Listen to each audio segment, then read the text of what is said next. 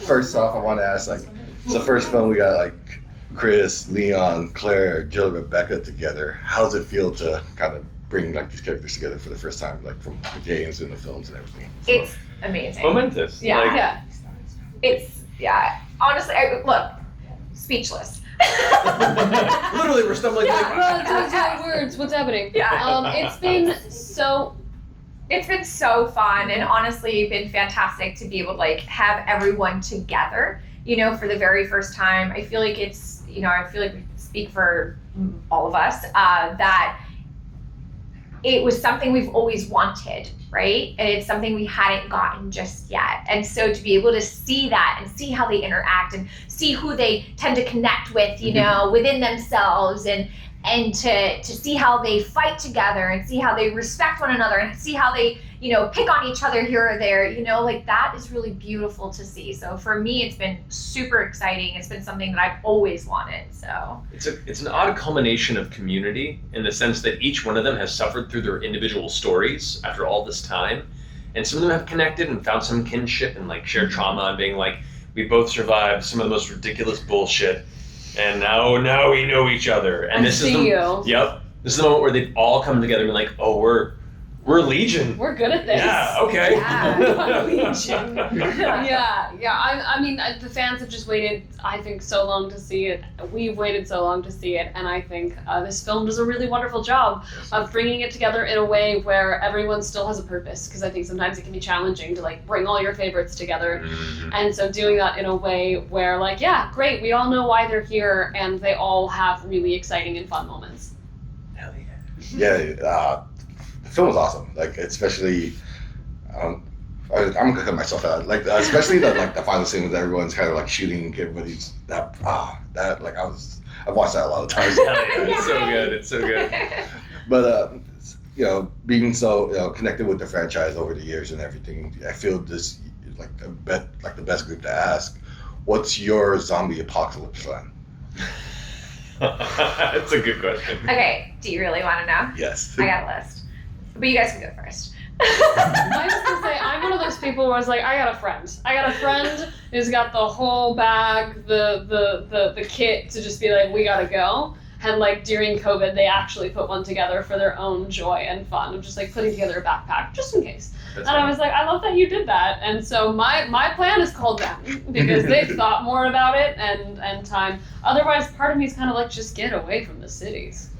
Oh yeah, and I have a lot of friends who either have lived or currently still live in like the Slab City, East Jesus, off the grid area, and they know how to survive with nothing. So they're definitely part of the plan. But realistically, me and my wife have talked about it. Like, I'm out in the first hour. I am not a survivor in that degree. I'm like, oh, there's people over there. I'm gonna go see if they want to trade for food, and I'm sniped. Like, zombies won't get me. The people will, and I accept that.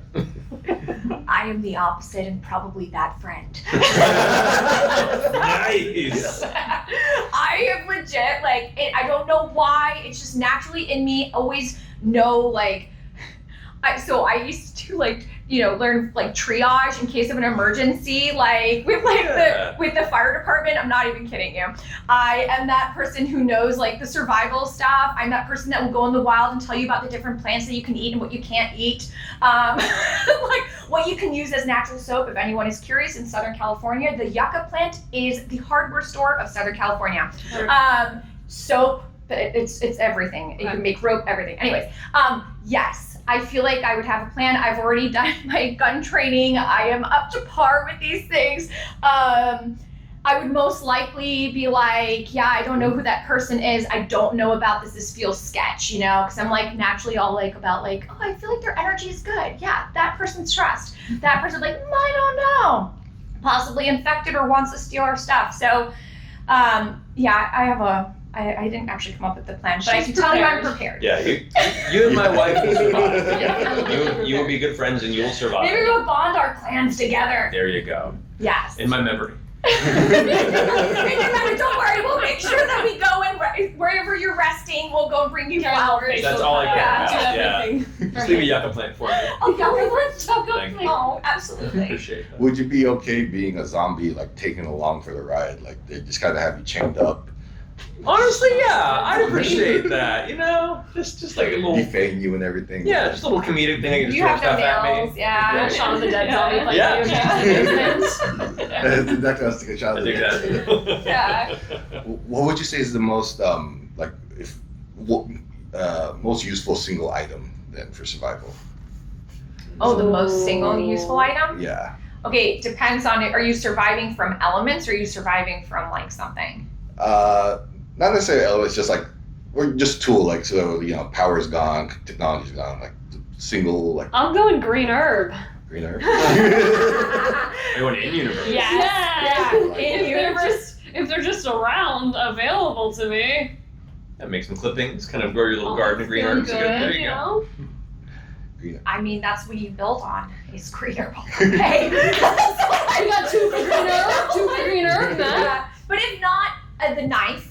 A knife would be Love a knife your moment. best friend because you can honestly attach it to whatever. So if you're creating like a spear situation or if you need to, cut something or attack something or anything like that, honestly, a knife is the most deadliest as well, believe it or not. It may not be as accurate, but if you're in a situation, that would probably be your best friend. But if you have any ability, then you should probably have like a grenade launcher or something if you really want to. Or a shoddy. Shotgun. Shoddy for sure if we're talking Shotgun's just usually weapon. my answer if someone's like, well, what weapon? Yeah. I'm like, shotgun. But knife for sure, and then something to create fire with. Oh, okay, I'm getting way too deep. No, I was gonna There's- Yeah, I was but gonna go off- fire always. I was Like, gonna go off knife actually, because a lot of Yeah. knives, especially today, you can get them with like flints Flint, built mhm. into it, stuff like that. While I know I'm gone in the apocalypse meeting, I have watched a lot of like survival shows like Alive and those things like that, and you learn a lot about survival in those scenarios. And sure enough, the folks that bring a good solid knife with a lot of kind of accoutrement built in tend to do pretty dang well. mhm. Survival knife. For this, I was gonna say Death Island. Did you get to record together or did you record separately? Unfortunately, we had to record separately. I think based on the nature of the production Yeah. and the process of like motion capture to CG to actually recording the dialogue. But we got to, depending on the order of our recording, got to hear each other's performances, Yeah, go got off to play each off of other. them at different times, which was fun.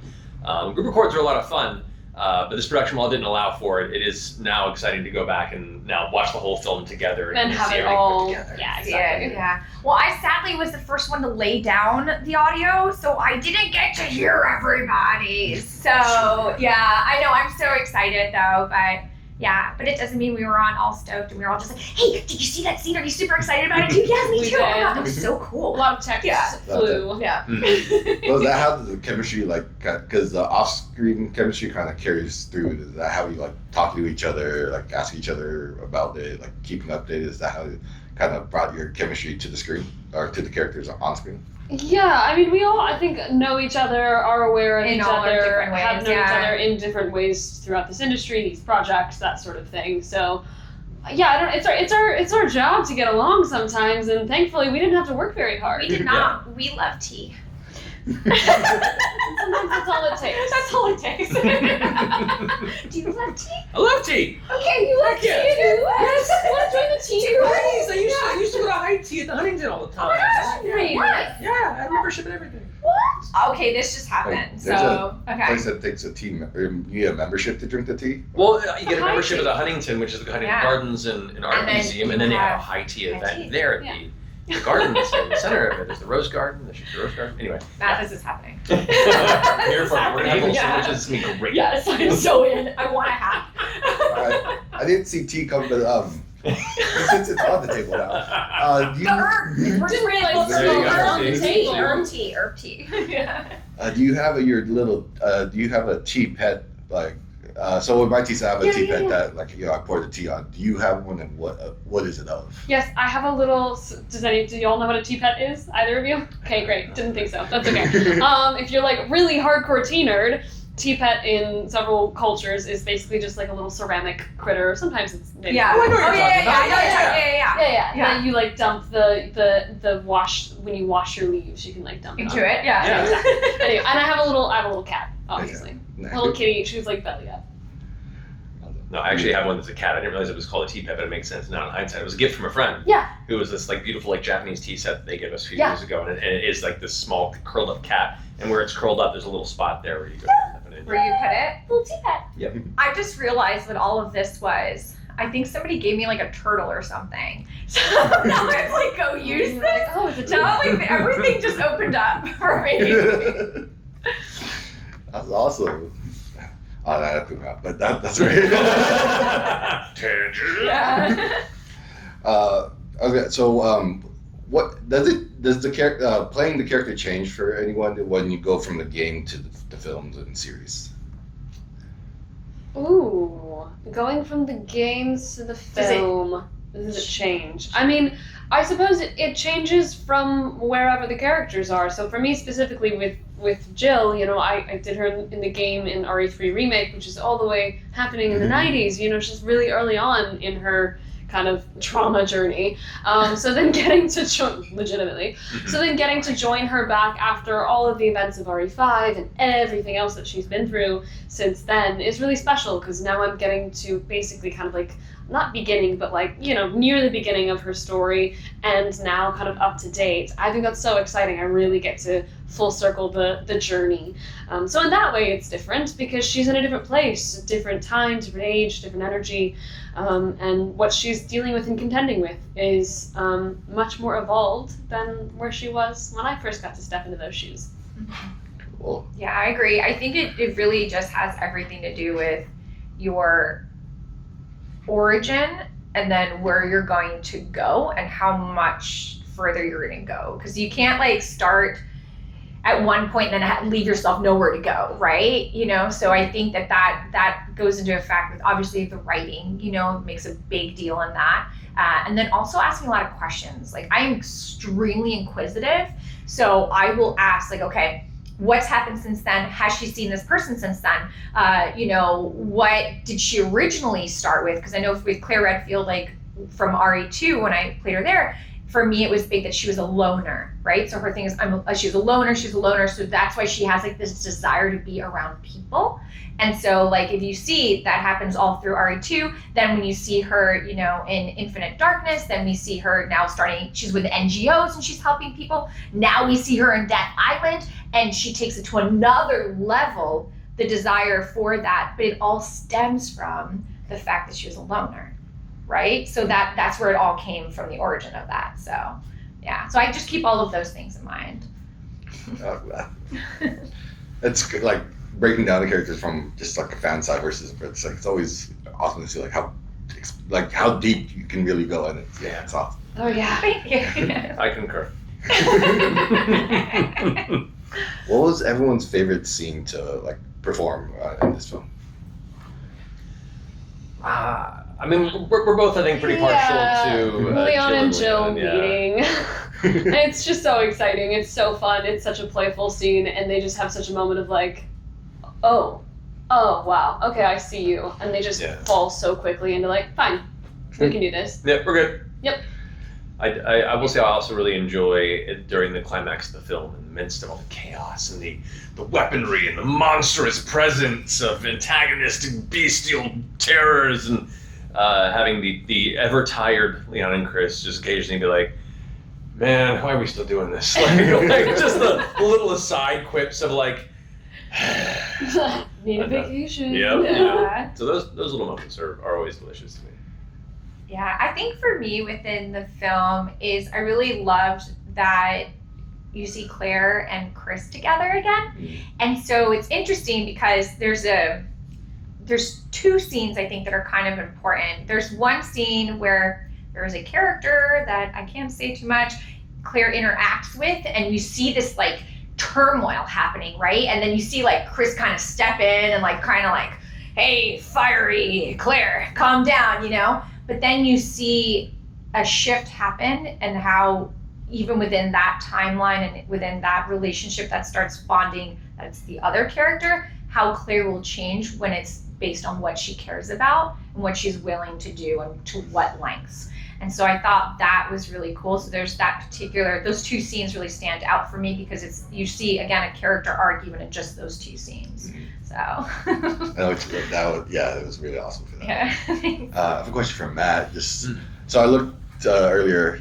Out of your 442 parts, Which character would you like to build like a critical role campaign around? Oh my goodness. Oh man. It's a lot of sudden contemplation. I would, off the top of my head, say there's a character for a project called Fate Zero I did years ago, and the character Kritsuguenya, who's this he's a mage assassin in the midst of this war, this like modern day underground war of modern mages that live outside of society, and he was a very, very fun, very John Wick-esque type character that I think would make for a fun setting for an RPG, definitely. Awesome. But that's my time. Thank you so much for having me. I can't wait for everyone to see the film. Thank you again. Thank you. Pleasure. Thank you.